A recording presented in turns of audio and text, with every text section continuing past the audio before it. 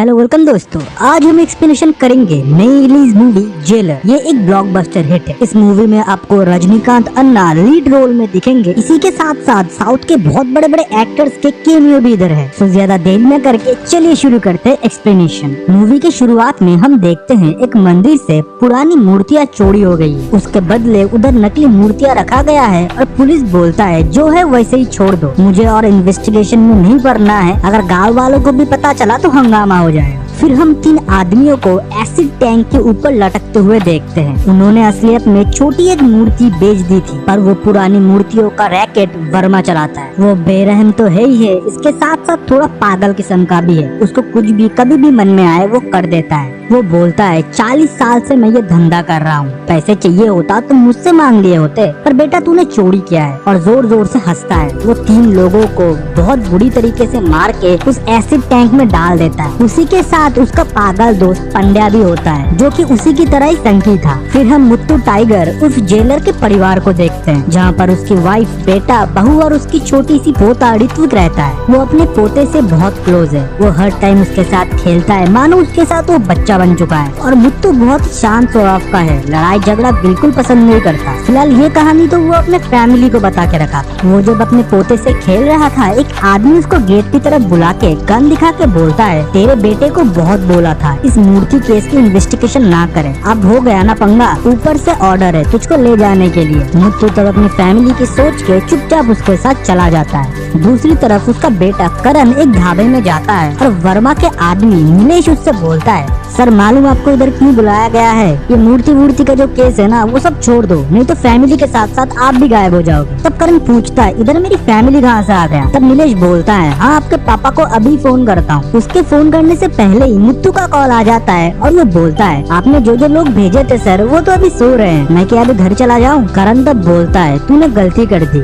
मैं तो शेर हूँ पर मेरे पापा डायनासोर है, तूने उनको उठा लिया। करण को असलियत में उसके पापा का सच्चाई पता था। वो फिर नीलेश को लॉकअप में ले जाके 3rd डिग्री देता है। और दूसरी तरफ हम देखते हैं मुत्तू अपने फैमिली के साथ बहुत हंसी खुशी से रहता था। उसके बेटा उसका इज्जत करता था। वो उसी की तरह एक ऑनेस्ट पुलिस ऑफिसर था। असलियत में मुत्तू एक रिटायर्ड जेलर होता है। उसने हमेशा सिस्टम के दायरे में रह के ही अपना काम किया है। अपने ऑनेस्टी के साथ ही अपने बेटे को भी उसने पुलिस ऑफिसर बनाया है। मुत्तू एक दिन बाजार से लौट रहा था। उसको पांडुरंगा बोलता है अभी तो गाड़ी से मैं तुझको ठोक देता, तेरे पोते ने एक बार बॉल मार के मेरी भाड़े की टैक्सी की कांच तोड़ दिया था। जब मैंने उसको पूछा ऐसा क्यों किया, वो तब मुझे बोलता है सड़क से गाड़ी चलाना छोड़ दे, हवा में गाड़ी चला, और तू दूर से हंस रहा था, तब से तेरे ऊपर मेरा खुन्नस है। फिर कुछ दिनों तक घर में सब कुछ ठीक था। फिर पूर्णिमा एक दिन सुबह मुत्तू को बोलती है करण कल रात से घर नहीं लौटा। फिर मुत्तू पुलिस स्टेशन भी फोन करके पूछता है कि एसीपी करण किधर है? तो वो लोग बोलते हैं सर करण साहब तो कल रात को ही जल्दी ऑफिस से निकल गए थे। फिर मुत्तू परेशान हो जाता है और एक दिन बीत जाता है। फिर वो सीनियर ऑफिसर से जाके मिलता है। तब ऑफिसर लोग बोलते हैं करण आफ्टर ऑल एक एसीपी है, हम लोग जल्दी उसको ढूंढ लेंगे, बात बाहर न जाए नहीं तो डिपार्टमेंट का बदनामी होगा। उसके एम्प्लॉयज भी आपस में बात कर रहे थे मूर्ति इन्वेस्टिगेशन में उसको किसने बोला था जाने के लिए। हम लोगों ने रोका भी था, साले को हीरो बनना था, अब तो गायब हो गया ना। और मूर्ति सब कुछ दूर से सुन रहा था। फिर मुत्तू पता करने के लिए नीलेश के पास जाता है और उसे माफी मांगता है। बोलता है जो भी हुआ मैं माफी मांगता हूँ, आपको अगर पता है मेरा बेटा कहाँ पर है आप प्लीज मुझे बता दीजिए, वो कभी भी आप लोगों को डिस्टर्ब नहीं करेगा। तब मुत्तू बोलता है लॉकअप में तो तेरे बेटे ने मुझे 3rd डिग्री बजाया था, अब मुझे पता भी हो मैं नहीं बताऊंगा। और हाँ मैं कल चमेली के घर जा रहा हूँ, तुझको अगर उधर जाके पता करना है तो तू आ सकता है। और जोर जोर से उसके सारे लोग उस पर हंस रहे। और रात को जब मुत्तू घर लौटता है उसे तब एक लेडी कांस्टेबल बोलता है सर मैंने करण साहब को पहले ही मना किया था, इन मूर्ति इन्वेस्टिगेशन में आज से पहले जितने ऑफिसर भी गए हैं कोई जिंदा नहीं है, तो शायद करण सर भी अब हमारे बीच में नहीं रहे। ये बात सुन के मुत्तू और उसके फैमिली मानो अंदर से टूट चुके थे, मानो पूरे घर में ग्रहण सा लग गया था। उसकी वाइफ पूर्णिमा उससे बोलती है आज आपके वजह से मेरा बेटा का आज ये हाल हुआ है।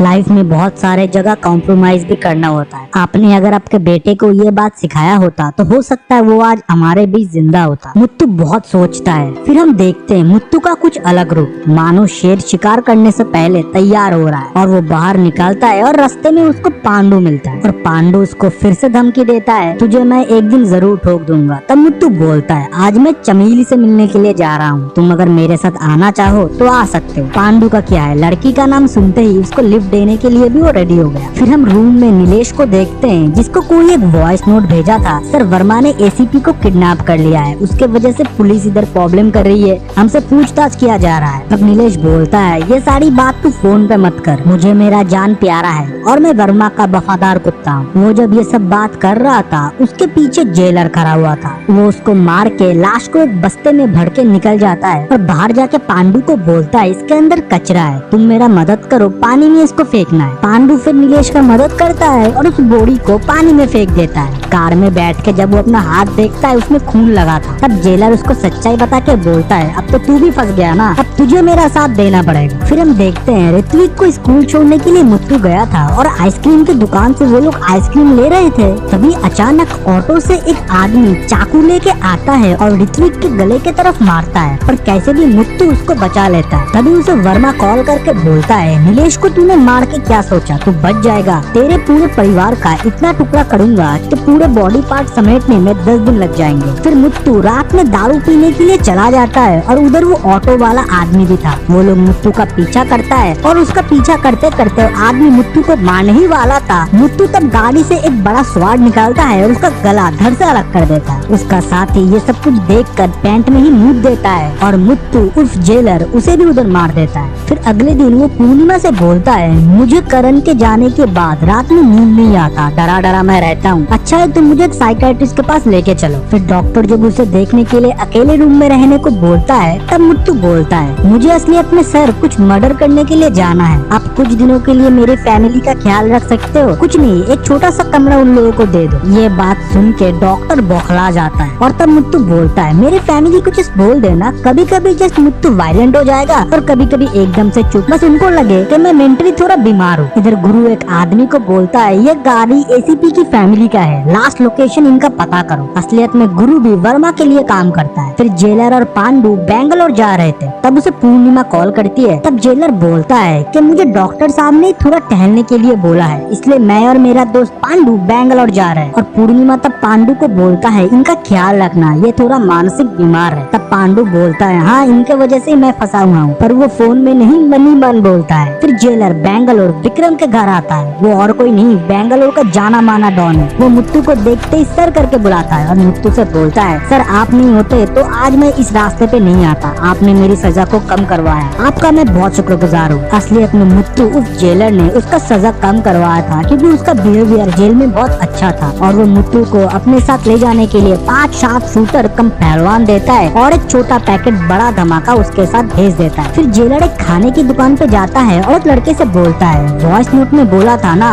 वर्मा ने एसीपी को किडनैप कर लिया है, तो मैं हूँ उस एसीपी का पापा डायनासोर। तब वो लड़का रोते रोते बोलता है, सर मुझे पता नहीं उन लोगों ने एसीपी सर को कहाँ किडनैप करके रखा है, हाँ पर मुझे मूर्तियों का लोकेशन पता है कि किस रास्ते वो मूर्तियाँ लेके जाते हैं। फिर क्या हम पांडु को देखते हैं, एक फेक मूर्ति पकड़ के रास्ते में खड़ा होकर वो हर एक ट्रक को बोल रहा है, मूर्ति गाड़ी से गिर गया है, आप लोगों में से किसी का है। और कुछ टाइम बाद मछली जाल में फंसती है और कुछ टाइम बाद एक ट्रक बोलता है, हाँ हमारे गाड़ी से ही गिर गया है, तुम पीछे जाके रखवा दो। और उसी टाइम छोटा पैकेट ने गाड़ी के नीचे चेन लगा दिया था और जेलर ने खड़े खड़े गाड़ी को पलट दिया था। ये सीन बहुत ज्यादा एपिक है। फिर दूसरी तरफ वर्मा हॉस्पिटल पहुंच के डॉक्टर को धमका के रूम पता करता है और जेलर को वीडियो कॉल करके बोलता है, अब क्या करेगा, तेरी पूरी फैमिली इस रूम के अंदर है, एक एक को इधर ही चीर के गाड़ दूंगा। और वो दरवाजा पे लात मारने ही वाला था, तब जेलर उसको मूर्तियां दिखाता है और सारे ट्रैक का लोकेशन भी बताता है। तब वर्मा का फट जाता है, क्योंकि उसका करोड़ों का नुकसान होने वाला था। तब जेलर बोलता है, क्यों हिला डाला ना, और बोलता है मेरी फैमिली से 10 रुपए तो भीख लेके आएगा और उसका वीडियो तो मुझे भेजेगा। ये सीन बहुत ही मजेदार है। फिर जब वो सेटलमेंट के लिए पहुंचता है, जेलर तब उसे बोलता है, मेरे फैमिली से दूर रह, तुझे इस बार तो मैंने जिंदा छोड़ दिया, पर बार बार तेरी किस्मत इतना अच्छा नहीं रहेगा। फिर भीख मांगना तेरा परमानेंट जॉब बन जाएगा, वो भी लूडा लंगड़ा बन के। वर्मा अपने ड्राइवर्स को एसिड में डुबा रहा था और ये बेइज्जती से उसको बहुत बुरा लगता है और वो अपने लोगों को फोन करके बोलता है, जेलर का पूरा फैमिली आज ही के आज खत्म हो जाना चाहिए, जितने भी लोग हैं उसके घर के तरफ भेजो। फिर रात को जब जेलर सो रहा था, उसको घर के बाहर लोगों के चलने की आवाज सुनाई दे रहा था। वो अपने सोते हुए पोते को बेसमेंट में छुपा देता है और अपने बीबी और बहू को डाइनिंग डाइनिंग टेबल में बुलाता है और उन लोगों से बोलता है, मैंने मेरे बेटे को अच्छे विचारों के साथ ही बड़ा किया है। सच्चाई के लिए सर कटाना हो या सर झुकाना, मैंने सब उसको सिखाया है। तो अब पूर्णिमा तुम सोचो, अगर मेरा बेटा इतना डेयरिंग है तो उसका पापा कितना डेयरिंग होगा। वो तो डायनासोर है।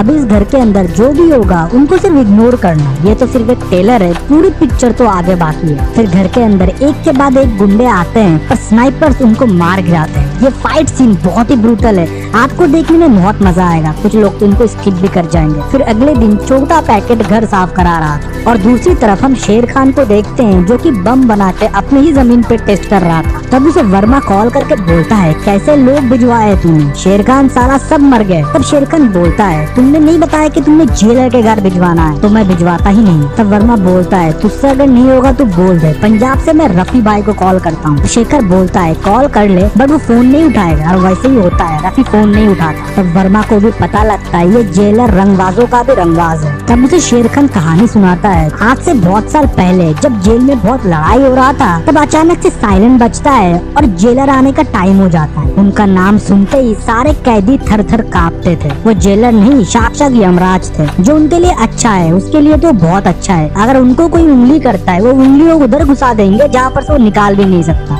फिर हमारे रजनी अन्ना का एंट्री होता है। इतना ग्रैंड एंट्री अभी तक आप लोगों ने देखा नहीं होगा। वो बहुत ही औसम सीन था। जब जेलर बोल रहे थे उनके बीच में कोई उनका बात काट देता है तो उसके लिए वो उस बंदे का कान ही काट देते हैं। और एक बंदा तो उनको MP MLA का धमकी दे रहा था और उसी के लोगों के गाड़ी में ही उन्होंने बम फोड़ दिया। ऐसा था हमारे जेलर साहब का दबदबा। और अब तो पीछे मुर्दे जेलर साहब ऑलरेडी आ चुके हैं और वर्मा देखता है जेलर पीछे आ चुका है और उसके सारे गुंडे उसके साथ ही आगे बढ़ रहे हैं, क्योंकि सारे छटे हुए बदमाश उसी के जेल में ही थे। तो जेलर को सारे लोग जानते हैं। जेलर आते ही वर्मा को बहुत पीटता है। तब वर्मा लास्ट में एक चीज बताता है, सर मुझे एक मौका दी के देखिए, आप निराश नहीं होगे। और फोन खोल के उसके बेटे करण का वीडियो दिखाता है और बोलता है, करण अभी भी जिंदा है, अगर मुझे मार दिया तो कभी पता नहीं चलेगा कि करण किधर है। तब जेलर भी शॉक हो जाता है और बोलता है, तुझे क्या चाहिए? तब वर्मा बोलता है, सर अब बहुत समझदार हो, ना बोलते ही अब समझ जाते हैं। मुझे एक एंटीक ताज चाहिए जो कि छत्रपति शिवाजी के टाइम से है। आप मुझे वो ला के दे दो,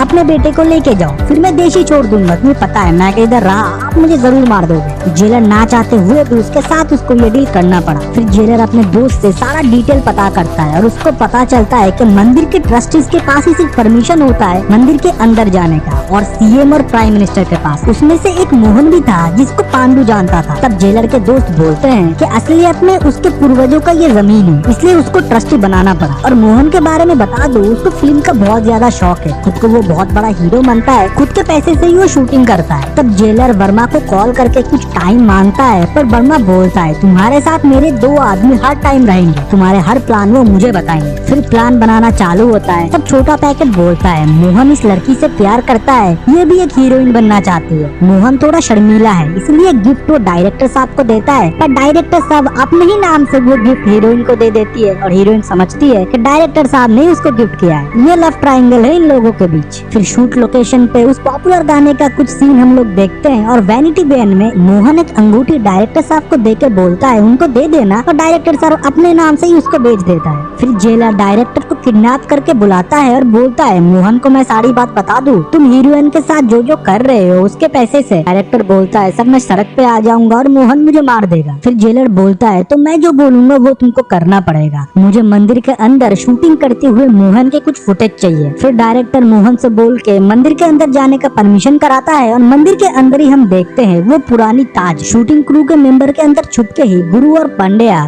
तब वर्मा को खबर दे रहे थे कि ताज हमारे सामने है, ये सॉलिड प्लान बना रहा है। फिर हम मैथ्यू को देखते हैं जो कि कुछ लोगों को बेसबॉल बैट से मार रहा था और वो भी एक डॉन था, और वो जेलर से मिलकर बोलता है, जेलर ये बहुत ज्यादा मुश्किल है। मैथ्यू तब बोलता है, इससे अच्छा तुम वर्मा को ही मार दो, ये देखो CCTV फुटेज जो मेरे सामने ही है, मैं क्या अभी उसको मार दूं? तब जेलर बोलता है, नहीं मैथ्यू मेरा बेटा इसके पास है, नहीं तो मैं ही इसको कब का मार दिया होता। फिर मैथ्यू प्लान के हिसाब से जेलर को बहुत सारे हाईटेक गन देता है और दूसरी तरफ डायरेक्टर मोहन को सारा स्क्रिप्ट समझा रहा था। फिर हम देखते हैं जेलर अपने सोल्जर्स को ट्रेनिंग दे रहे थे। फिर एक डमी रूम मंदिर की तरह बनाया गया और उधर मोहन का एक फुटेज लिया गया जहाँ पर वो नकली ताज चुरा रहा है, और जेलर जाके ओरिजिनल मंदिर के CCTV के साथ वो डमी मंदिर के CCTV को बदल देता है। फिर क्या हाई अथॉरिटी देखते हैं मोहन को चुराते हुए वो ताज। तब क्या उसके साथ पूरी पूछताछ होता है और बोला जाता है तुम तब तक हाउस अरेस्ट हो जब तक ये ताज को हम लोग टेस्ट नहीं करा लेते लैब से कि ये सही ताज है। और वो लोग जब ताज को चेक करने के लिए हाई सिक्योरिटी के साथ लेके जा रहे थे तभी उन लोगों पे हमला हो जाता है। वो और कोई नहीं जेलर था। रजनी अन्ना का लुक लाइक ए रेबल। ये फाइट सीन उनको हमेशा याद रहेगा। फाइट खत्म होने के बाद ताज को वो वर्मा के लोग के साथ भिजवा देते हैं और वर्मा को कॉल करके बताता है ताज मैंने भिजवा दिया है, मेरे बेटे को कुछ नहीं होना चाहिए। फिर वर्मा के डेन में हम ताज और करण को देखते हैं जो कि वर्मा से बोल रहा था तुमने जो भी किया वो सही नहीं था, हम आराम से भी बातचीत करके ये सब कुछ निपटा सकते थे। मैंने तुमसे सिर्फ 50% मांगा था, तुमने वो देने में मना कर दिया और मुझे किडनैप करा दिया। देख लिए इसका परिणाम क्या हुआ। 4 साल से मैं इसका प्लान बना रहा हूँ। वर्मा तब बोलता है मुझे क्या पता था तेरा बाप इतना संकी है, मैं अभी पैसे देने के लिए रेडी हूँ। तब करण बोलता है रुको मैं जरा मेरे पापा को शांत कर लूँ, फिर जब केस धीरे धीरे ठंडा पड़ जाएगा तब तू देश छोड़ देना और मुझे पैसा दे के चला जाना। और ये सारी बातचीत का वीडियो जेलर घर बैठ के देख रहा था। असलियत में नकली ताज में उसने असली कैमरा छुपा के रखा था जिसका विजुअल वो घर बैठ के देख रहा था। उसका बेटा इतना घिनौना है उसने कभी नहीं सोचा था और अंदर से जेलर खोखला हो जाता है। फिर अगले दिन करण घर आता है, अपने पापा से गले लग के रोता है। उसके पापा बोलते हैं अभी तू सो जा, कल हम घर पहुंच जाएंगे। और इधर वर्मा को पता लगता है कि ये ताज नकली है और वो उसके लिए पांड्या और गुरु को बुरी तरह से मार देता है। और सुबह करण को पैसे देने के लिए वो कॉल करके बुलाता है और करण बहुत खुश होता है और वर्मा के डेन पे पहुंचता है। वर्मा तब बोलता है ये ताज तो नकली है रे, तेरे बाप ने तो मुझे धोखा दिया और वो चाहता है कि जिंदा बेटा लेके जाए। मैं तुझे अभी इधर मारूंगा फिर तेरे पूरी फैमिली को खत्म करूंगा। और सुन तू जितना अच्छा बनता है, तेरे पापा ने इस ताज पे कैमरा छुपाया था, उसने तेरी काली करतूतें देख लिया है। वो करण को मारने ही जाने वाला था तब फैक्ट्री में जेलर का एंट्री होता है और वो एक एक करके सबको मौत के घाट उतार देता है। फिर भी वर्मा के पास एक आखिरी ब्रह्मास्त्र था। वो बोलता है तेरे फैमिली को मैं इधर ही मार सकता हूँ, तू कैसे उनको बचाएगा। जेलर बोलता है वेट। तब उधर विक्रम का एंट्री होता है और उन लोगों को विक्रम बीच से चीर देता है और वर्मा के सारे मूर्तियों का ट्रक मैथ्यू पकड़ लेता है और इधर जेलर स्वैग में बैठता है। वो सीन बहुत ही औसम था। फिर वर्मा को भी वो उस एसिड के ट्रंक में ही डुबा के मारता है और अपने बेटे को बोलता है बेटा ऐसा तूने क्यों किया, तू तो एसीपी है, रिस्पेक्टेड भी है, अच्छी खासी तेरी सैलरी भी है। उसका बेटा बोलता है पापा मैं लालच में आ गया था, मैं आगे से ऐसा नहीं करूंगा। पापा आप घर चलिए, ऋत्विक आपका वेट कर रहा है, पूजा भी मेरी राह देख रही होगी। तब जेलर बोलता है देर आए दुरुस्त आए, तुझे तेरी गलती समझ में आ गया, इतना ही काफी है, तो पुलिस में जाके सरेंडर कर दे, फिर कोर्ट जो फैसला सुनाएगा वो तू फॉलो करना। फिर उसका बेटा गुस्सा जाके बोलता है आपके पास इतना बुद्धि भी नहीं है ना, मैं एसीपी हूँ, अगर मैं सरेंडर कर दिया मेरा इज्जत का क्या होगा। ये बात सिर्फ आप और मुझे ही पता है, जितने लोगों को पता था वो तो मर चुके हैं। और वो गन निकाल के जेलर पे ही तान देता है। और फिर क्या होना था, जेलर का वो आइकॉनिक सीन, वो चश्मा खोलते हैं और करण को दूर से स्नाइपर शूट करके मार देता है और इधर ही कहानी खत्म हो जाता है। आई होप आपको कहानी पसंद आई हो। हमको सपोर्ट करने के लिए चैनल को सब्सक्राइब करें, वीडियो को लाइक करें, कमेंट सेक्शन में अपना ओपिनियन दे। तब तक के लिए बाय बाय, सी या।